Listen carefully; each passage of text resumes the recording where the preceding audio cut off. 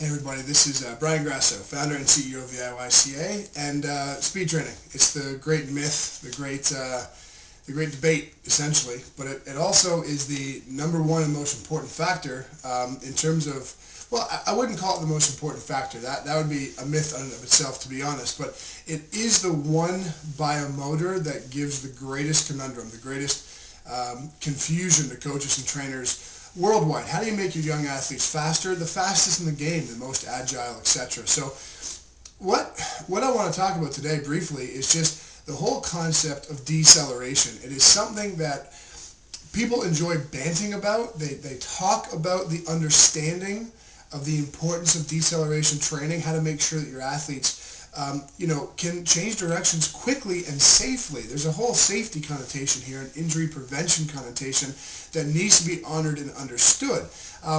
But what I've found is that over the last couple of years, although top end speed and linear acceleration, those two things in particular, were always the biggest parts of speed training, even for multi-directional athletes like soccer players, basketball players, baseball, football. Every sport is very multi-directional based, but for some reason, linear acceleration and top end speed garnered the most attention in terms of training application. And that was a mistake. It's been a mistake our industry's made for a long time.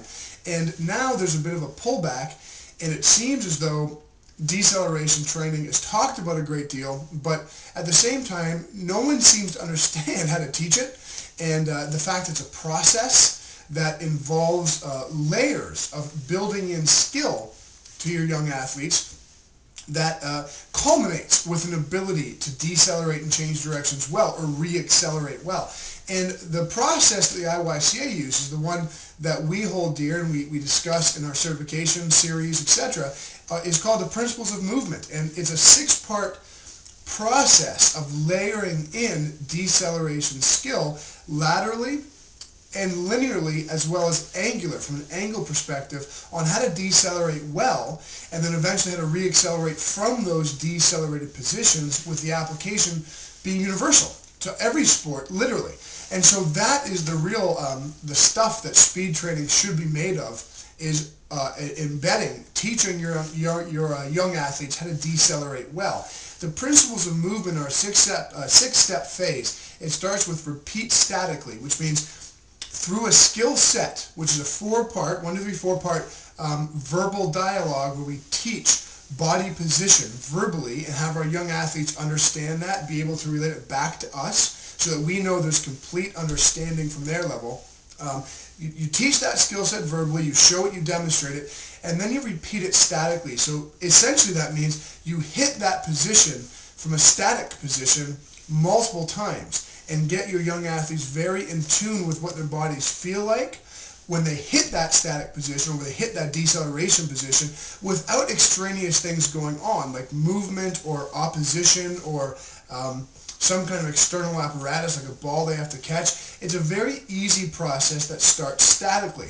And that is the whole basis of the principles of movement. It layers in the skills associated with deceleration in a way by adding stimulus at every level of those 6 levels. We add stimulus or some kind of external force or nuance so that the nervous system is forced to take what we know about deceleration training and the positions we have to hit, whether we're lateral, linear, or angled, okay? And we infuse it, or we build it around more stimulus, other things for the athlete to be thinking about and reacting to. That's how it becomes an innate skill.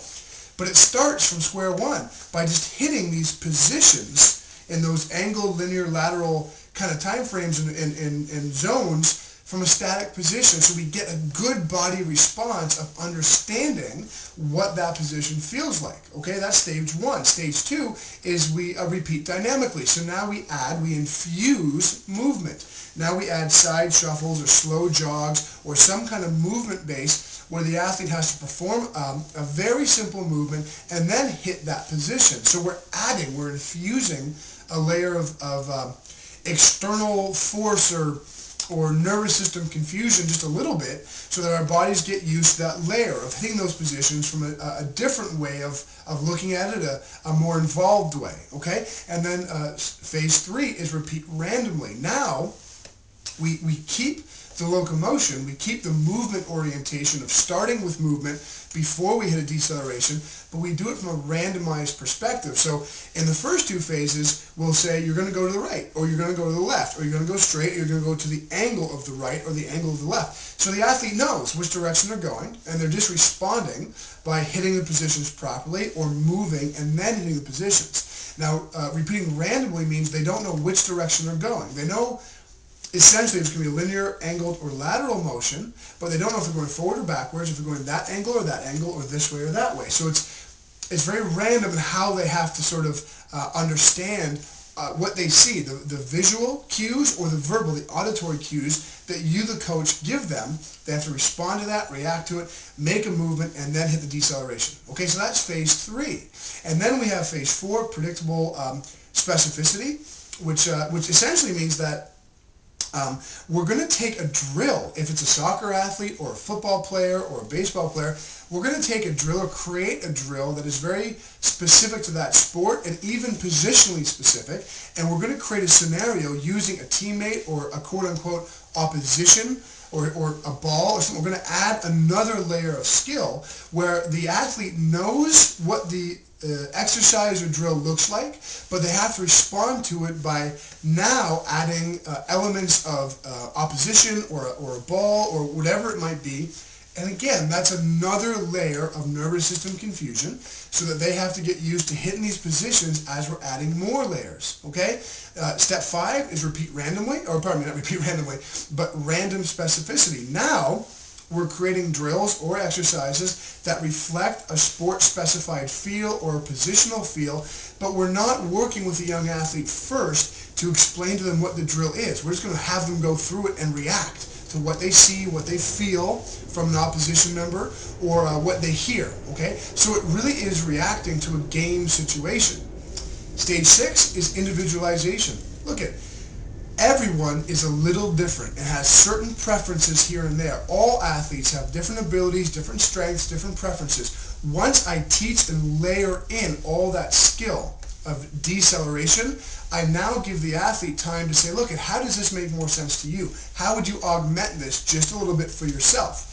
And that kind of give and take is brutally important, because we can't fit square pegs into round holes. Our athletes, the organisms in front of us, are very unique, and once they have the broad-based skill of something, we should, as coaches, now dialogue with these athletes and say, how does this make more sense to you? Would you change anything? You show me what makes more sense, we'll see if it works. Give your athletes that kind of power. Empower them to create or take these broad-based skills and make them their own, as long as it's within the context of your philosophy and your skill design, okay? So that's the principles of movement, and it's a very, very important part of teaching deceleration. Well, it is teaching deceleration. It's a very important part of speed development. It's the missing commodity that most coaches and trainers just overlook completely. We talk about deceleration, but how do you teach it? How do you layer in the skill to make sure it's a skill set the athlete retains and they can apply on the court or field and really be the fastest and most agile on your team in the game?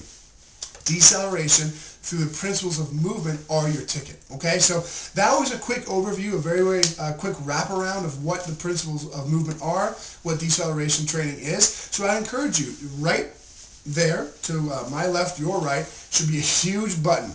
The Level 1 Speed and Agility Youth Certification. Click on it. Go see what we're all about. Lee Taft obviously put his magic into our certification. All of his acceleration and plow steps and hip turns. It was mesmerizing, and the thousands of people worldwide who have taken advantage of this certification are testimony to that. It was an amazing event, an amazing educational opportunity for you.